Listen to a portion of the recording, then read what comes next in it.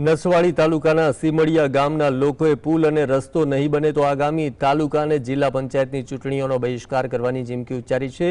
લોકોએ અનેક વખત સ્થાનિક નેતાઓ અને તંત્રને રજૂઆત કરી, પરંતુ કોઈ સાંભળવા તૈયાર નથી।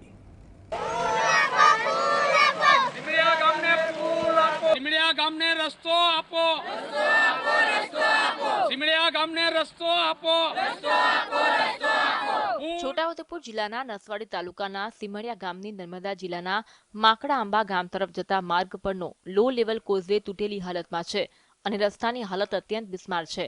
આને લઈને ગ્રામજનોએ કોઝવે પર એકઠા થઈ તંત્રને જગાડવા માટે સૂત્રોચ્ચાર કર્યા હતા। છેલ્લા 10 વર્ષથી વધુ સમયથી ગ્રામજનો દ્વારા નાના પુલની માંગણી કરવામાં આવી રહી છે, છતાં સરકાર દ્વારા કોઈ સંતોષકારક કાર્યવાહી કરવામાં આવી નથી।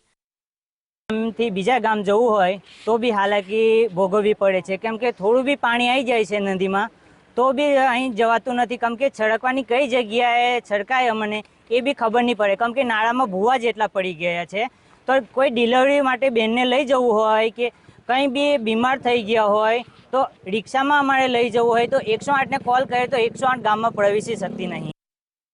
સીમડિયા ગામની 700 લોકોની વસ્તી અને આસપાસના માકડા આંબા સહિત 5 ગામો માટે આ રસ્તો અત્યંત મહત્વનો છે।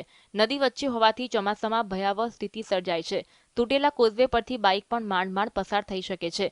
નર્મદા અને નસવાડી જિલ્લાને જોડતો આ મુખ્ય માર્ગ છે, જેનો ઉપયોગ વિદ્યાર્થીઓ આઈટીઆઈ અને સ્કૂલે જવા માટે, યુવાનો સ્ટેચ્યુ ઓફ યુનિટી ખાતે નોકરી કરવા માટે અને 7 જેટલા ગામોના લોકો સ્મશાન વિધિ માટે સીમડિયા આવવા માટે કરે છે।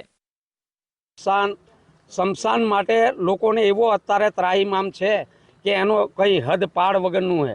અને બીજી વાત એવી છે કે આ પુલ જે બનવાની અમે વાત કરી રહ્યા છે, ગયા વખતે તાલુકા પંચાયતના સભ્યએ આ નાળું બનાવ્યું, પણ નાળું 6 મહિના ટક્યું નહીં, પહેલાં જ વરસાદના પાણીએ ધોવાણ થઈ ગયું અને અત્યારે લોકોને બહુ તકલીફ છે।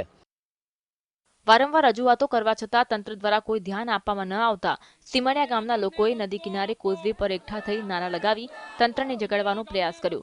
સ્થાનિક લોકોએ ચીમકી ઉચ્ચારી છે કે જો ચૂંટણી પહેલા પુલ અને રસ્તો નહીં બને તો કોઈપણ રાજકીય પક્ષના નેતા કે ઉમેદવારને ગામમાં પ્રવેશ કરવા દેવામાં નહીં આવે અને જો કોઈ આવશે તો તેમને મેથી પાક ચખાડવામાં આવશે। ટક્યું નથી નાળું અને આમાં એક પણ તમારે સળીઓ કાં તો કંઈ નાખ્યું નથી અને આ બધાને જવા આવવા માટે છે। નર્મદા જિલ્લામાં અમારે જવું હોય કાં તો અમારે ખેતરમાં જવું હોય, બધી રીતના અમારે તકલીફ છે સાહેબ। અને આ 2 થી 3 કિલોમીટરનો જે રોડ છે એ અમારા બાપ દાદાના 2-3 પેઢી થઈ ગઈ ત્યાં સુધી માંગ કરીએ છીએ અને વોટ પણ ભાજપ સરકારને જ અમે આપીએ છીએ, તોય છતાં અમારો રોડ રસ્તો બનતો નથી। અને અમારી માંગણી એવી છે કે આ તાત્કાલિક ધોરણે આ સ્મશાનમાં જવા માટે કોઈ માણસોને તકલીફ ના પડે એના માટે તાત્કાલિક ધોરણે અમારે નાળું, રોડ રસ્તા અને તૈયાર જોઈએ છે। વર્ષોથી હેરાન થતા લોકો હવે રજૂઆતોથી થાકી આંદોલનના માર્ગે વળ્યા છે, ત્યારે ગ્રામજનોની માંગણી છે કે બહેરું તંત્ર વહેલામાં વહેલી તકે ધ્યાને ધરે તે જરૂરી છે। રફીક ડનીવાલા, GSTV, છોટાઉદેપુર।